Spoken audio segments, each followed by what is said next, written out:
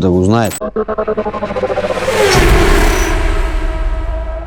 Здравейте, скъпи приятели и скъпи наши последователи. Почваме порито. Какво имаме? W222. Аз тия ги водя първа генерация, защото първата генерация са с 642 двигателите, следните са с 656 двигателите. Няма да ви запалим автомобила и че не трака на хубаво. Директно се чука на биелен лагер. Заради това, без да го палим, просто ще му свалим мотора и вече като отворим мотора, ще видим отдолу какво ще нас блъсква. Ще видим вече в последната генерация на 642-то, какви са разликите спрямо старата или първата.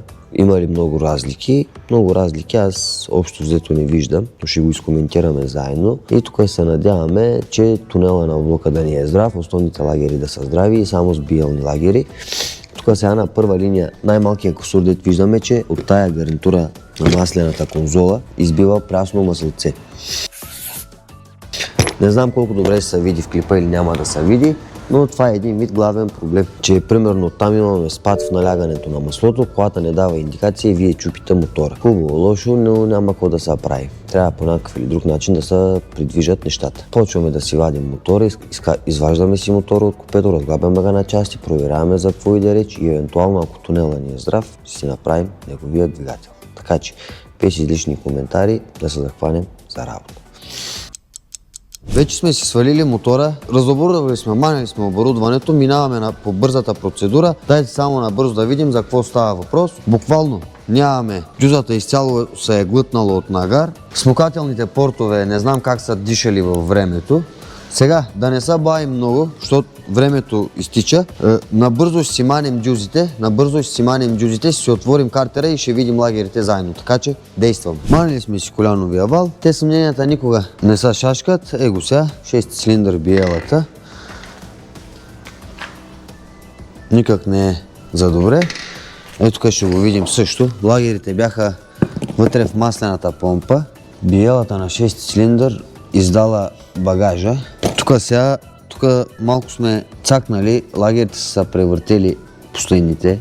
Ето тук се вижда, но мисля, че толкова тунела може и да се спаси и с един вал да се размине. Ето сега, като ни обслужвате 642-то коста. Вече няма лагерно покритие.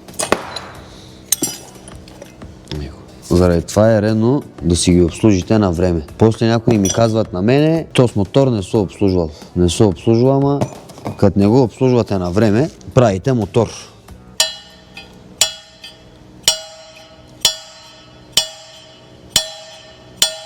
Да го знаете. Няма двигател да не се обслужва. Поне от новите. Важното е, че тук цветовете на лагерите са описани правилно.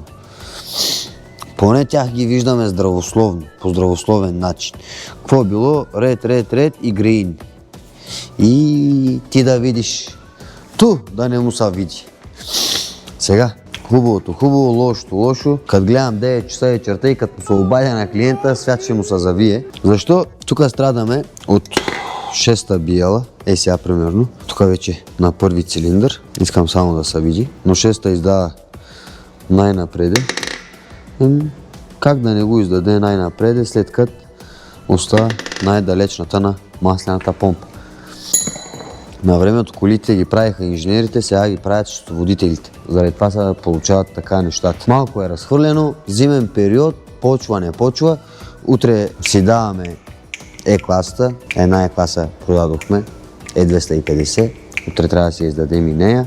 Така че ще заснемем продължение на клипа, просто да видим шегата на страни, защо 642, как трябва да му обърнем внимание, на кое трябва да му обърнем внимание, евентуално, за да не се достигне до това ниво. Само че първо да се съберем наоколо и ще се видим в следствие.